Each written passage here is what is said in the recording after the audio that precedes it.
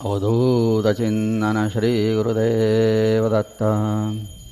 શ્રી પ્રતાપરુદ્ર હનુમાનજી મહારાજના સાનિધ્યમાં અને દત્ત પરંપરામાં પ્રગટેલ તમામ દિવ્ય ચેતનાઓનું પ્રગટ સ્વરૂપ એવા ભગવાન ઔદુંબરની છત્રછાયામાં શ્રી રંગલીલામૃતના પારાયણના માધ્યમથી અવધૂતિ ગંગામાં માનસી સ્નાન કરવા માટે અત્રે ઉપસ્થિત સર્વે ભક્તોના હૃદયમાં બિરાજેલા ગુરુ મહારાજના ચરણમાં પ્રણામ. ચાલો હવે આગળની વાત કરી દઉં આપેલા અધ્યાયની. આ બધી વાતો એટલી બધી છે ને, આના માટે સ્પેશિયલ એક કથા કરવી છે એવું થાય છે. નારેશ્વરમાં આવાસ આપવાનું કામ કરતા હતા હરિભાઈ કરીને, કદાચ જાણતા હોય તો. એ હરિભાઈને બહુ નિષ્ઠાવાન માણસ, પણ એને એકવાર પેરાલિસિસ થયો, લકવા થઈ ગયો. બાપજી કે દત્ત બાવની કરો અને લસણની 5 કળી હોય એની ઘીમાં સાંતળીને ખાઈ જવાની. વધેલું ઘી છે ને તો જે પેરાલિસિસ છે ને એ બધા ભાગમાં માલિશ કરવાનું. એને ઓલ રાઈટ થઈ ગયું હતું, પેરાલિસિસ મટેલો. વિચાર કરો, બાકી પેરાલિસિસ આજે આપણે કોઈ કહે કે મટ્યો તો માને કોઈ, પણ આ એની દવા છે, યાદ રાખજો. જીવનલાલ પરીખ એ બાપજીની જોડે નારદ ત્યાં ગોધામ ભણતા હતા. જીવનલાલ પરીખ એમના સહાધ્યાયી થાય, જોડે ભણેલા અંતે એક.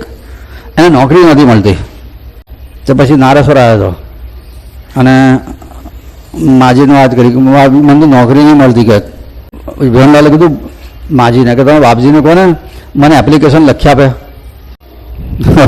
કે આ અવધૂત તેની પાસે એપ્લિકેશન લખાવવા જેવી વાત. આ માજીએ બાપજીને કીધું અને એપ્લિકેશન લખી આપો ને. બાપજી કહે એને એટલી એપ્લિકેશન લખતા નહીં આવડી તો હું નોકરી કરવાનો હતો કે છે, ના લખી આપી. એટલે પાછો પેલો રડતો રડતો માજી પાસે ગયો. માજી કે બાબુ લખી આપતો. માજીએ બહુ આગ્રહ કર્યો એટલે બાપજી એપ્લિકેશન લખી આપી. એને ઇન્ટરવ્યૂ નક્કી થયો એનો, અને ઇન્ટરવ્યૂ આપવા માટે આ ભાઈ ગયા જીવનલાલ પરીખ. તે પેલા પ્રશ્ન પૂછ્યો, ભાલણની કાદંબરી વાંચી છે? પેલો કે ના, કે જાઓ રિજેક્ટ. ભાઈ નારેશ્વર આવ્યો. બાપજીને કે તમે લખી આપી દે. ઇન્ટરવ્યૂ નીકળ્યો પણ પહેલાં જ બોલે આઉટ.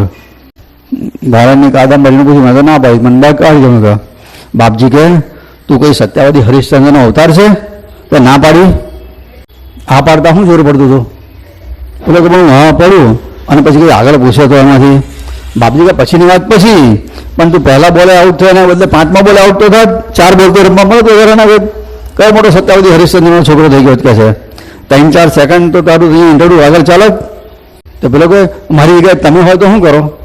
પાછો આ ભાઈબંધ એટલે પૂછી શકે. બાપજી હું તારી જગ્યાએ હોઉં ને તો જૂઠું ના બોલું, પણ એને કહી દઉં મેં તો આવા બધા બહુ ગ્રંથો વાંચી કાઢ્યા છે.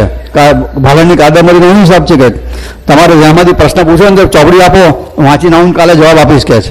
આટલું બોલતા ના આવડે કે છે? એટલો સરસ જવાબ. હવે તો બહુ વાંચી કાઢ્યા. તમારે જેમાંથી પૂછો ને ચોપડી મને આપો, લાવો કાલે વાંચીને આવીશ, એમાંથી જવાબ આપીશ કે છે. એટલે પેલો પરી કે તમે તો હવળા પૂછેલા ને એટલે તમને આવું બધું આવડે. તમે હવળા પૂછેલા એટલે તમને બધું આવડે. તારે બાપજી કે તને કોને કીધું કે હવળા પૂછવાનું? હું કહેવા હવળા પૂછ્યા.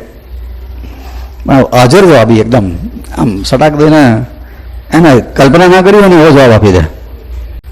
રાત પીવાનો મુકામ હતો. એ વખતે બધા બહુ માણસો આવે દર્શન કરવા માટે. એમાંનો એક છે ને જરાક વકીલ હતો, અને આમ જરાક પોતાની જાતનો હોશિયાર માને આ બધા એવા. એકવાર એને બાજી બાપજી પાસે બેસીને પ્રશ્ન પૂછ્યો, તમે અહીંયા કેમ આવ્યા છો? કે છે બાપજીને પૂછ્યું તમે અહીંયા કેમ આવ્યા છો? બાપજી કહું આવ્યો નથી, મને અહીંયા લાવવામાં આવ્યો છે. મને અહીંયા લાવવામાં આવ્યો છું, હું જાતે નથી આવ્યો. એ બોલે કે તમે કશું બોલતા નથી, આજ છતાં આટલા બધા માણસો કેમ અહીંયા આવે છે? તમે તો કશું બોલતા નથી, છતાં આટલા બધા માણસો કેમ અહીંયા આવે છે? બાપજી કે બીજાની વાત તો ઠીક, પણ તું કેમ અહીંયા આવે છે? 2-3 દાડાથી જોઉં છું રોજ તું અહીંયા આવે છે ને 2-2 કલાક બેસી રહેશે, પાછો તને કોઈ કાઢીને એટલે ખૂણામાં બેસી રહેશે કે છે. કેમ અહીંયા આવે છે કે છે? પેલો કે શું કરું, પણ ઘેર જવું તો એવું થાય કે ત્યાં જઈને બેહો. ઘરમાં ચેન નથી પડતું કે છે. કે ઘેર જવું તારે થાય કે ક્યારે અહીંયા આવું, અહીંયા આવું તારે જરા સારું લાગે છે કે છે. ચાલો અહીંયા આવું શું કહે છે? બાપજી કીધું કે બસ જેવું તને થાય છે ને એવું બધાને થાય છે ને એટલે બધા અહીંયા આવે છે કે છે. અને પછી બાપજી વખતે બોલ્યા, something which you cannot see, which you cannot describe, neither see nor explain or define. At the same time, the existence of which one cannot deny and which rightly attracts everyone is divinity or God. બાપજીએ ભગવાનની વ્યાખ્યા આપી દીધી એ વખતે. આટલી સારી ભગવાનની વ્યાખ્યા આજ સુધીમાં ક્યાંય અપાઈ નથી. ભગવાનની વ્યાખ્યા બધી બહુ થઈ, જાત જાતના દરેક ગ્રંથો અને શાસ્ત્રો બધી જાત જાતની વ્યાખ્યા કરીએ. આટલી સુંદર વ્યાખ્યા ક્યાંય કોઈએ નહીં આપી હોય. શું કીધું બાપજીએ? Something which you can not see nor explain or define. એટલે એવું એક તત્વ જેને તમે જોઈ શકતા નથી, વ્યાખ્યા કરી શકતા નથી કે સમજાવી શકતા નથી. આ પહેલી વાત. બીજી આગળ વાત કરીએ. At the same time existence of which one cannot deny. એટલે જેના અસ્તિત્વને કોઈ નકારી શકતું નથી. અને which rightly attracts everyone is divinity or God. અને છતાં એ બધાને આકર્ષે છે દૈવી તત્વને ભગવાન છે. આમાં એમણે પોતાનો પણ જવાબ આપી દીધો. Which rightly attracts everyone. અહીંયા હું બેહું છું ને બધા લલચીને આવે છે. આ શું કહેવાય સમજી જવાનું. ઘણી ખરી વખત બાપજીથી આવી રીતના છે ને પોતાની જાહેરાત થઈ ગઈ છે. સમજે બીજા બધા પછીથી જે કરે તે ખરા. ચતુરભાઈ હતા ઉમરલાના. એમના પિતાજીને ડાયાબિટીસ પગ કોહાયો અને પછી બહુ છેલ્લું સ્ટેજ આવી ગયું હતું એમ લગભગ. એ વખતે બાપજીની પાસે આવ્યો. આવીને કે બાપજીને કે આ પિતાજી બહુ સિરિયસ છે, વડોદરા લઈ જાઉં. બાપજીએ એ વખતે કીધું ઘેર જાન તારા પિતાજીને સારું હોય ને તો જ લઈ જજે. ઘેર જાન તારા પિતાજીને સારું હોય ને તો જ લઈ જજે, આવું એને કીધું. પછી પેલો ઊભો થઈને ગયો ને એટલે બાપજીએ માસ્તરને કીધું માસ્તર એને જમાડીને મોકલજો, ઘેર એને જતામાં સુધક પડવાનું છે. ઘેર જતામાં એને સુધક પડશે, એના બાપા મરી જશે ને ઘેર જતા પહેલાં. અને ખરેખર એવું થયું, પેલો જમીન ગયો ને ઘેર પહોંચતા એના બાપા મરી ગયેલા એ પહેલાં. એના બાપનો હવે મેળાપ નહીં થાય, આવું બાપજીએ કીધેલું. કેટલું બધું અમને દેખાતું હશે ભવિષ્ય. આ બાજુ પેલો પૂછાય છે કે બાપાને વડોદરા લઈ જાઉં, અને બાપજી કહે છે એમને ઘેર ગયા પછી સારું હોય તો જ લઈ જજે. એને મોડે તો કહેવાય નહીં કે તારા બાપા હવે બચવાના નથી. માસ્તરને કીધું જમાડીને મોકલજો, એને એના બાપાનો મેળાપ થવાનો નથી. ચતુરભાઈ, આ પેલો ઉમરલાવાળી જ વાત છે. ચતુરભાઈ હતા અછાલિયાના. એ એકવાર ખેતી કરે, નારેશ્વર હતા. બાપજીની પાસે બેઠા બેઠા વાત ચાલતી હતી. બાપજીએ પૂછ્યું, ખેડૂતો જેવી વાત કરે, પાછા વિદ્યાર્થી જેવી વિદ્યાર્થી જેવી, વિદ્વાન આવે તો વિદ્વાન જેવી, ગૃહસ્થ આવે તો ઘરની વાતો કરે, બધી જાતની વાતો કરી શકતા હતા. ચતુરભાઈને પૂછ્યું બાપજીએ ખેતી કેવી છે? ચતુરભાઈ કે બાપજી વરસાદ બિલકુલ નથી, અને બધું જે ડાંગરો તો સુકાવાને બળી જશે એવું કહે છે. કે બાપજી કે ચતુર લે વરસાદ આપો, ભાત પોટલી લે, વરસાદ આપું ભાત પોટલી, માર ગાંઠ. પેલા ગાંઠ વાળી પાછી કે બાપજી કીધું એટલે એના ધોતિયાને. પછી કે તારું ઘર જ્યાં તારે વરસાદ જોઈતો હોય ને ત્યાં ગાંઠ છોડજે. આ વરસાદ તને બાંધી આપ્યો તારા ધોતિયાના છેડે, તારે જ્યાં વરસાદ જોઈતો હોય ને તો અહીંયા ગાંઠ છોડજે. એટલે એના લાગ્યું બાપજી ગમત કરે છે. પછી ત્યાંથી નીકળ્યા અને એમનું જે ખેતર હતું ને આવવાની થોડીક વાર પહેલાં પડશે તો રેપઝેપ થઈ ગયેલા. ગરમી બહુ હતી એટલે વરસાદ બિલકુલ નહીં. તે વખતે મોઢું લૂછવા માટે આ ધોતિયાનો છેડો ઊંચો કર્યો તો તે ગાંઠ મારેલી. ગાંઠ મારી તો મોઢું ઉઠતા ના ફાવે. તો સાહેબે ગાંઠ છોડી. એ વખતે આકાશમાં વાદળો ઘેરાયા અને ધોધમાર વરસાદ પડ્યો. આટલું બધું એમને પ્રકૃતિ ઉપર કંટ્રોલ હતો. પેલી આપણે વાત કરી ને સવારે કે ગુરુ પૂર્ણિમા જ્યારે ભયંકર વરસાદ પડ્યો, બાપજીએ કીધું બસ ઇન્દ્રદેવ તમારો અર્ઘ્ય મેં સ્વીકારે છે, ખમ્મા કરો. વરસાદ બંધ થઈ ગયો. ધર્મતમાં એવી રીતના જયંતિ હતી અને જે વાવાઝોડું ફૂંકાયું છે વખતે આખો મંડપ ઊંચો થાય એટલું ભયંકર વાવાઝોડું હતું. એ વખતે બાપજી ઊભા થયા અને ખાલી આમ આકાશ તરફ જોઈને હાથ ઊંચો કર્યો, બધું શાંત થઈ ગયું. પ્રકૃતિ ઉપર ખતરનાક કંટ્રોલ. રાત પાડીના વલ્લભભાઈ કરીને કહેતા, એક બનાવટી મહાત્મા એમને 100 રૂપિયામાં કંઠી બાંધી આપી અને કીધું કે કશે જતા નહીં, તમારું હું ઉદ્ધાર કરી આપીશ. કહે છે ઘરના માણસો પછી એને ડાગલી ચસકી ગયેલી, કંઠી બંધાઈ. એમાં તો ઘરના માણસો માળબાર સમજીને ઘેર લઈ આવ્યા. પછી બાપજી એ વખતે રાત પાડી પધારવાના હતા. એ વલ્લભભાઈ પછી દોડ્યા અને બધી વાત કરી. તારે ઘરનાએ કીધું કે આવા બાવા આવતા રે, આપણે કંઈ જવાનું નથી જરૂર. એટલે બાપજી પાસે જવાની જરૂર નથી. કે છે બાપજી કે ઘરના બધા ના પાડે છતાં અહીંયા શું કરવા આવ્યો? કેમ બાવાની પાછળ પડે છે? તારે અમને શ્રદ્ધા બેઠી ગઈ કે અંતર્યામી છે. પછી તો બાપજીના કૃપાથી બધું સારું થઈ ગયું હતું. ડૉક્ટર નરહરીલાલ રાજપીપળાના હતા. ડૉક્ટર નરહરીલાલ એમનો છોકરો છે ને તે સનુભાઈ આયુર્વેદિકનો ડૉક્ટર થયો. પછીથી નારેશ્વર આવ્યો હતો. બાપજી કે અલા સ્ટેથોસ્કોપ લઈને જરા મને તપાસને કહે છે. નવો ડૉક્ટર આયુર્વેદિક ડૉક્ટર થયેલો સનુભાઈ એનું નામ સનુભાઈ. તારું સ્ટેથોસ્કોપ લઈ જાય પેલું રાખે ને આમ કાનમાં નાખીને આમે એ લઈ જાય મને તું તપાસને કહે છે. સનુભાઈ કે તમે તો ડૉક્ટરના ડૉક્ટર છો તમને શું તપાસવાનો હતો કહે છે. બાપજી કે હું તને કહું છું તો મને તપાસને. તો પેલો સ્ટેથોસ્કોપ લેવા માટે ગયો. એ વખતે આજુબાજુ બધા બેઠેલા ને એ બધા હસવા મળ્યા. બાપજી આની પાસે તમે શું આ સ્ટેથોસ્કોપ મગાવો કહે છે. આ તમને શું તપાસે? બાપજીએ કીધું એ મને શું તપાસવાનો હતો? આ તો મને તપાસે ને તો એ બાને એનું સારું ચાલે એટલે એની પાસે આ કરાવું છું કહે છે. એનું સારું ચાલે ને એટલા માટે. ચાલો આપણે આ અધ્યાયની થોડી વાત કરીએ હવે. એકવાર એવું થયું હતું કે મીઢોળના બે ભક્તો ગોપાલજી પટેલ અને લાભશંકર જોશી બે જણા મીઢોળથી પગે ચાલીને નારેશ્વર દર્શન કરવા આવ્યા. તારે ખબર પડી કે બાપજી તો કડિયા ડુંગર ગયા છે ને મહિના પછી આવશે. આ લોકો નિરાશ થઈ ગયા. અરે રે આટલે દૂરથી મીંઢોળથી નારેશ્વર ચાલીને આવ્યા અને આપણને બાપજીના દર્શન ના થયા કે છે કે એ વખતે મૂળજી ગોર તો નારેશ્વરમાં હતા. મૂળજી ગોર કે એમાં હું નિરાશ થાવ છું કે અહીંયા તો અવધૂતજી રોજ હોય છે અને મને હર પળ દર્શન આપે છે. આ મૂળજી ગોરને અનુભવ થતા હતા આવા કે બાપજી બહાર ગયા હોય તો પણ નારેશ્વરમાં છે, અહીંયા છે. એના મને તો વારંવાર અનુભવ થાય જ કે છે. હર પળ દર્શન દે છે કે છે. એ ભલે લોકોની દ્રષ્ટિએ બહાર ગયા હોય પણ અહીંયા જ છે કે છે. તમારી શ્રદ્ધા હોય તો તમને દર્શન થશે. મને એમના પાવડીના ખટખટ સંભળાય છે, એ મંત્ર જપ કરે તો સંભળાય છે.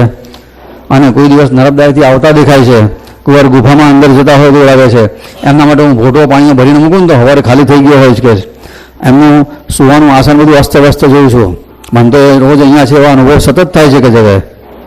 તે પેલા લોકોને શ્રદ્ધા જાગી તો બાપજી અહીંયા છે જ તારે એનો અર્થ કે હા કે બાપજી કહેતા હું સ્થળ શરીર ભલે જાઉં પણ સૂક્ષ્મ શરીરથી હું નારેશ્વરમાં કાયમ રહેવાનો જ છું. જ્યાં સુધી આ સ્થાનમાં એક ઝાડનું લીલું સૂકું ઠૂંઠું પણ હશે ને ત્યાં સુધી અવધૂત નારેશ્વર છોડવાનો નથી. એટલે મૂળજી ગોરનો અનુભવ હતો કે બાપજી અહીંયા છે જ ભલે સ્થૂળ શરીરે ગયા હોય. એટલે પેલા બે જણા એમને શ્રદ્ધા જાગી કે ના બાપજી અહીંયા છે જ ભલે આપણને દર્શન ના થાય તો. એટલે બંને જણા નદીએ સ્નાન કરવા માટે ગયા. સ્નાન કરતી વખતે વિચાર આવ્યો કે જો મૂળજી ગોર કહે છે કે બાપજી અહીંયા છે જ અને એના આટલા બધા પરચા થતા હોય તો આપણે બાપજીનો પરચો આપણે પણ મળવો જોઈએ જ ને, જોવો જ પડશે આપણે કહે છે. તો અમે પછી ત્યાંથી એક શ્રીફળ લીધું અને આ બે જણા એવી વાત કરે કે આપણે શ્રીફળ લીમડાની જે બાપજી જે બેસવાની બેઠક છે ત્યાં મૂકીશું. જો બાપજી નારેશ્વરમાં સૂક્ષ્મ શરીરે હોય તો નારિયેલ ફાટશે અને નારિયેલ ફાટે નહીં તો માનવાનું કે બાપજી અહીંયા નથી. હવે આવી મોટી પરીક્ષા કરાવી હશે બાપજીની યાર. નારિયેલ ફાટે તો બાપજી છે એમ ના હોય તો નહીં. તો નહીં ના અને બાપજીની પેલી માટીની બેઠક કરીને લીમડા નીચેની પહેલી જૂની એ શ્રીફળ મૂક્યું. પગે લાગીને આમ પ્રદક્ષિણા ફર્યા, ધડાક દઈને અવાજ આવ્યો અને થોડી વારમાં તો નારિયેળમાંથી પાણી નીકળ્યું અને બધી જમીન ભીની ભીની થઈ ગઈ. અને બંને ગોપાલજીને પેલાને ખાતરી થઈ લાભશંકરને કે બાપજી તો અહીંયા છે જ. પછીથી દત્ત જયંતિ આવી. એ વખતે બધા જ ભક્તોએ ખભે ખભા મિલાઈને કામ કરવાનું હોય. વાળવું, ઝૂડવું, સાફ સફાઈ કરવી, શાક સમારવું, અનાજ વીણવું, દળવું, આ બધી સેવા બધા પોતપોતે પોતાને સૂજે રીતે કરે. અને પાણી વખતે નદીએથી બધા લાવે ને ઓફિસની સામે પેલું મોટું ટાંકું હતું એમાં બધા પાણી રેડે, એમાંથી બધાને પીવામાં અને રસોઈમાં એ પાણી વપરાય. બાપજીની પાસે બધા ભક્તો બેઠેલા એ વખતે આનંદની વાતો ચાલતી હતી. એમાં એક જે રસોડામાંથી એક સેવક આવ્યા અને કીધું કે ભાઈ પાણીની જરૂર પડી છે, બધા નદીએ જાઓ અને ગળા લઈ લઈને જાઓ અને પાણી ભરીને લાવો. બધા ઊભા થઈ થઈને ગયા પણ એક છોકરી હતી એ જાય નહીં, બેસી રહી. એટલે બધા જતા રહ્યા ઊભા થઈને. એકલા બાપજીને પેલી છોકરી બેઠેલા એટલે પેલા સ્વયંસેવકે કીધું બેન તમે ઊભા થાવ ને, બધા ઘડો લઈને ગયા છે, તમે પણ જાઓ. મોટો ઘડો ના લેવાય તો નાનો લઈ જાઓ. મને જવું પડશે કે જઈ કેમ બેસી રહ્યા છો? યુવાન છો, વૃદ્ધો ગયા પાણી લેવા માટે, બહેનો ગયા, તો કેમ બેસી રહી છે કે પેલી કશું બોલે નહીં. અને ઊભી થાય પણ નહીં. બાપજીએ કીધું, બેન તું જાણે તારા આટલા બધા ગયા તો તું શું કામ બેહરી છે? જા હવે નારેશ્વરના સ્થાનમાં સેવાનો કંઈક શોભ રાખવાનો જ નહીં, અહીં બધા હરખા જ છે. એને કીધું જાય ઘડો લઈ જાય ને આને આપ. પેલો સેવક ઘડો લઈ આવે એનો ખોળામાં મૂકી દો, લે. પણ પેલી ઊભી જ ના થાય, નીચું જોઈને બહુ જ રેલી ત્યાં આગળ કે છે. જાણે અંતરમાંથી પ્રાર્થના કરતી કે અંતર્યામી તમે જાણો જ છો મારો પ્રોબ્લેમ, અને છતાં શું કામ આટલો બધો આગ્રહ કરો છો કે છે. બાપજી પછી છેવટે જરા ઊંચા અવાજે કીધું, કેમ બેન જતી નથી? ઊભી થા, જા જોઈએ. પેલી પછી ઊભી થઈને બાપજી તરફ જોઈને મનોમન કીધું, અંતર્યામી છો, બધું જ જાણો છો, હવે તમે જાણો ને તમારું કામ જાણે, તમે કીધું એટલે આ જઉં છું. એને છે ને માથામાં પાઠું થયેલું, આખું માથાનો ઉપરનો પોપડો એની નીચે પડું થાય, અને જીવડા પડી ગયેલા બચારીને. બહુ ત્રાસ હતો, રાત્રે ઊંઘ ના આવે, સણકા મારે, બહુ દુઃખી હતી. બધું માંસ કોવાઈ ગયેલું ને બધું ગંધાતું હતું. બાપજીએ બહુ આગ્રહ કર્યો, ત્યાર પછીથી એ ગઈ નદીએ, અને આ બાજુએ બાપજીનું નામ લઈને નદીમાં ડૂબકી મારી. માથું તો ડૂબકી મારવાની હિંમત નહોતી, બધું સેપ્ટિક થઈ ગયું હતું માથામાં, એટલે પાણીનો ઘડો ભર્યો અને આ બાજુ ઊંચો કરવા જાય ત્યાં ઘડો છલકાયો અને બધું પાણી એના માથા પર પડ્યું. માથા પર પડ્યું તો એને જરાક શાંતિ, આમ ઠંડક જેવું લાગ્યું કે આ તો સારું છે. એટલે એને બીજો ઘડો ભરીને આખો રેડ્યો તો ઠંડક થઈ ને વધારે ઠંડક થઈ. પછી તો પાટા પર પાઠું હતું ને જેમ જેમ પાણી રેડતી જાય ને એમ એમ એની પીડા શાંત થવા મળી. ધીમે ધીમે પછી આખો પોપડો મોટો બહાર નીકળ્યો અને પડ્યો પાણીમાં. એ ગંધાઈ ગયેલું માંસ ને બધા જીવડાઓ બધું નર્મદાજીમાં પડ્યું. માછલાને ભોજન મળી ગયું. થોડી વાર પછી તો એને એટલું સારું લાગ્યું કે ઘડે ઘડા પાણી રેડતી જ જાય, અને ત્યાં બધું જ જે કોવેલું હતું બધું જ નીકળી ગયું, અને આ મસ્તકમાં એવી શાંતિ થઈ ગઈ, એકદમ સ્વસ્થ થઈ ગઈ. પછીથી તો એ 11 ઘડા પાણી ભરીને લાવી નદીએથી. 11 વખત નદીએ ગઈને 11 વખત આવી, 11 ઘડા પાણીના. પછી દોડતી દોડતી બાપજી પાસે ગઈ વંદન કરીને માથું બતાવીને કે જુઓ બાપજી તમે બહુ સારું કર્યું, આ મારું ઓપરેશન તમે કરી નાખ્યું, નર્મદામાં સ્નાન કરીને કહે છે કે મારું મટાડી દીધું કે છે. બાપજીએ કીધું, માં તારું દુઃખ દૂર કર્યું તો નર્મદા માએ, માટે તું એક કામ કર, શ્રીફળને નર્મદાજીને અર્પણ કરીએ કે છે. ગંધાક્ષર પુષ્પ અર્પણ કરજે માજીને કહે છે કે. નર્મદાજીએ શ્રીફળ મૂક્યા એને પૂજા એવું કરી આવી. પછી એણે કીધું બાપજી આ ખાડો પડી ગયો છે માથામાં શું કરું? બાપજી કે ગાય કે ભેંસનું ઘી હોય ને પાસેર લેવાનું અને 100 વખત ધોવાનું, એમાં બોરિક પાવડર નાખી બરાબર હલાવીને તે ખાડામાં ભરી દેવાનું, બધું સારું થઈ જશે. 2-3 વખત લગાડતા આમ તો ઓલ રાઈટ બધું કમ્પ્લીટ થઈ ગયું. આ ઉપચાર આવી રીતના થઈ ગયેલું. બાપજીનો રોજે નિયમ હતો કે રાત્રે સૂતા પહેલાં, એટલે આ નર્મદા જળ એની વાત છે, નર્મદા જળ કેટલો મહિમા છે. તો મને નહીં અને સારું થઈ ગયું. જતું પાણી હોય ને જેની ઉપર સૂર્યના તડકો પડે, ચંદ્રના કિરણો પડે ને, એ પાણી મેડિકેટેડ વોટર થઈ જાય છે. મેડિકેટેડ એટલે એમાં આપણા શરીરના રોગના પરમાણુને મારવાની બહુ શક્તિ આવે છે. ઘરથી નાહીને ગયા હોય ને તો નર્મદામાં ખાસ નાહવું. રોગના પરમાણુને મારવાની બહુ શક્તિ છે નર્મદા જળમાં. અને આ અધ્યાયનો છેલ્લો પ્રસંગ છે કે બાપજી રોજે સૂતા પહેલાં છે ને જ્યાં અક્કલકોટ સ્વામીની પાદુકા છે ને અત્યારે છે ને પેલી આરસની, એની પ્રદક્ષિણા કરતા હતા. પછી લઘુશંકા જઈ આવે ત્યાં ગુફાની પાછળ ચોકડી હતી, ત્યાં હાથ પગ ધોએ, પછીથી ગુફાના ઓટલા ઉપર બ્લેન્કેટ પાથરે, એની પર એક ખાદીની ચાદર પાથરી એની પર સૂઈ જાય. આ રીતનો એમનો ક્રમ હતો. તો થયું હતું કે રોજ જે જ્યારે બાપજી હાથ પગ ધોવા માટે છેલ્લી વાર ચોકડીમાં જાય પાછળ, ત્યારે એક દેડકો અહીંયા આવે, ડ્રાઉ ડ્રાઉ ડ્રાઉ 3 વાર બોલે, પછી જતો રહે. તો અહીં બધા જે પેલા માસ્તર હતા ને લોકો હતા ને એમને થયું કે આ દેડકો છે ને એના પગલે પગલે પાછળ સાપ હોવું આવશે અને જોખમ ઊભું થશે, પણ પકડાય તો એને દૂર મૂક્યા હોય. એટલે આ લોકો બાપજી જાય નહીં ને ચોકડીમાં ત્યાં સુધી પેલો દેડકો આવે જ નહીં અને અવાજ કરે જ નહીં. બાપજી જાય ને ત્યારે અવાજ કરીને પાછો કશે હંતાઈ જાય. તો ભાઈ બાપજી હાથ પગ ધોઈને જાય ને ભાઈ બેટરી લઈને જાય, દેખાય ને તો પકડીને એને દૂર મૂકી આવીએ, પણ દેખાય જ નહીં. ઘણા દાડા આવું ચાલ્યું. એટલે પછીથી બાપજીએ પૂછ્યું એક દાડો કે આ તમે આ બેટરી લઈને શું હોદમ હોદ કરો છો? કારણ કે બાપજી આવા દેડકો આવે છે અને તેની પાછળ સાપ આવે ને કંઈક જોખમ ઊભું થાય તો કહે છે. ઘણા દિવસ હું પ્રયત્ન કરી છે પકડાતો નથી કહે છે કે. એટલે બાપજીએ કીધું અરે દેડકાએ તમારું શું બગાડ્યું છે? એને અવધૂતના દર્શનનો અધિકાર નહીં? તમે બધા દર્શન કરો તો એને અવધૂતના દર્શનનો અધિકાર નહીં? આવું કીધું. અવધૂત ઉપર એનો પણ અધિકાર છે.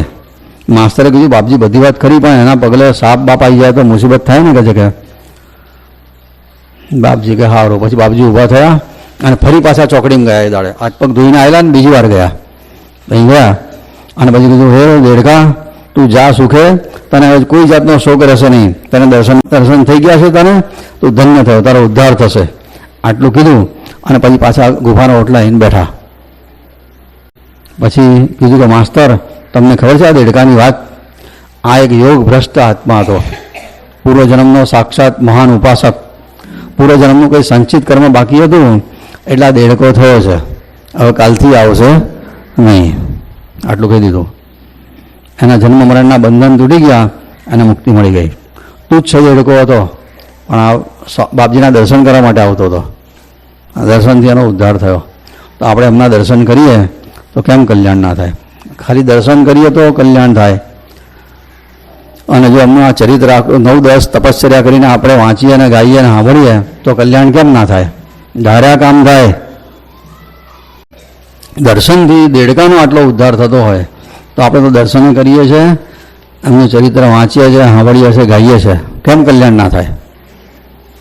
અને પછી છેલ્લો પ્રસંગ છે આ અધ્યાયમાં કે પોરમાં બાપજીનો જ્યાં પણ મુકામ હોય ને ત્યાં ભજન તો થાય ને થાય જ. બાપજીને ભજન બહુ પ્રિય. પોતે ભજન આટલા બધા લખ્યા અને પોતાના ભક્તો ભજન કરે એવો આગ્રહ રાખતા હતા. આજે ભજન બંધ થતા જાય છે ને બહુ અફસોસની વાત છે. બાપજીનો એટલો બધો આગ્રહ હતો કે ભજન કરનાર પ્રત્યે અમને બહુ ભાવ.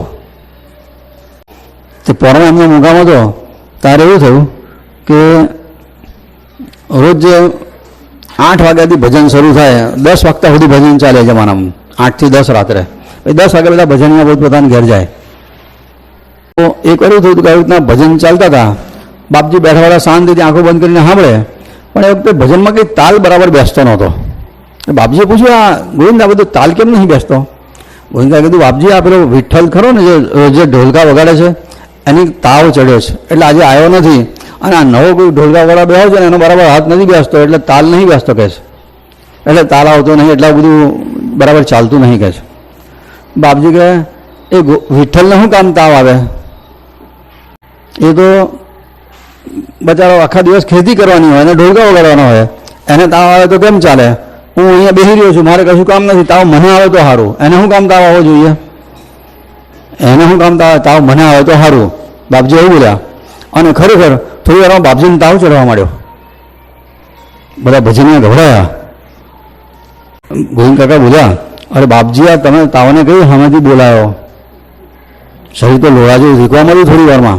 બાપજી અંદર ગયા, બ્લેન્કેટ પાથરીને એક જણે પાથર્યો, બાપજીની પર હોઈ ગયા. મને કીધું બીજો બ્લેન્કેટ મને ઓઢાડ દે. બીજો બ્લેન્કેટ એમને ઓઢાડી દો.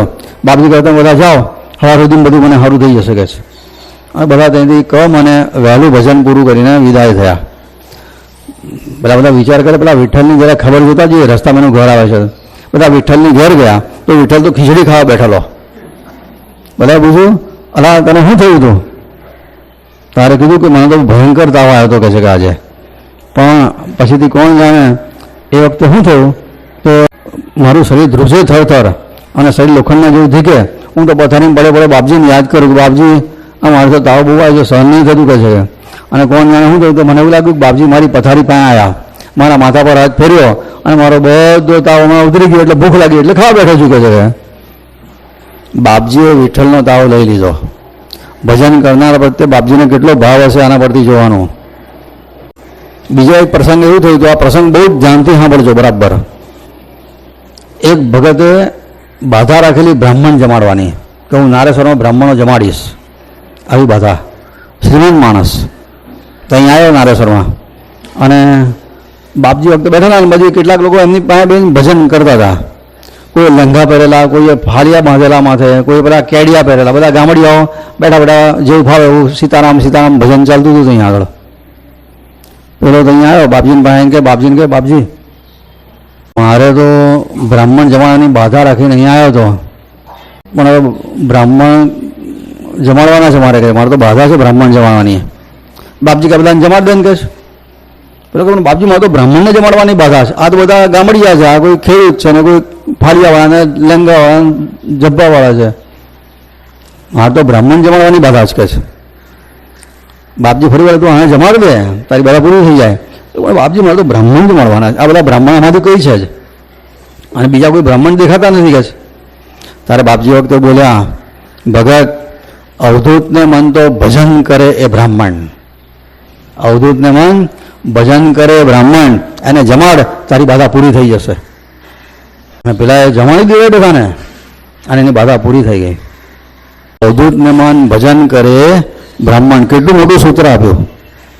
આવી રીતના એમને છે ને આ ધરમપુરમાં મુકામ હતો બાપજીનો, અને એ વખતે આવી રીતના બહાર ભજન ચાલે ને બાપજી અંદર આમ શાંતિથી આરામ ખુરશીમાં બેઠેલા.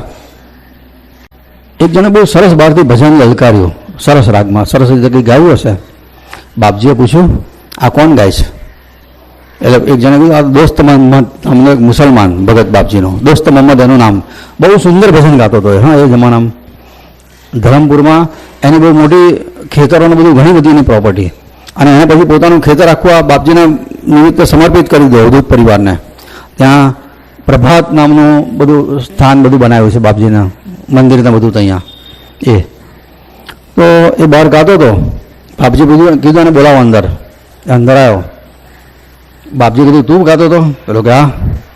બાપજી કે જા, હું તને આશીર્વાદ આપું છું, બીજા જન્મમાં તું બ્રાહ્મણ થઈશ. સારા ભજન ગયા, બીજું કશું જ નહીં. એના ફરસો બાપજી આશીર્વાદ આપ્યા, તું બીજા જન્મમાં બ્રાહ્મણ થઈશ. વિચાર કરો, આજે બ્રાહ્મણ હોવાનું કોઈ ગૌરવ નથી, કોઈ કિંમત નથી, કંઈ કિંમત નથી સમજતા. બ્રાહ્મણ થવું કેટલું અઘરું છે તે, ફાલતુ જીવન જીવે છે. પણ આટલું આવા સિદ્ધ પુરુષના આશીર્વાદ હોય ને ત્યારે માળ બ્રાહ્મણ થવા મળે, એવી બધી કથા છે.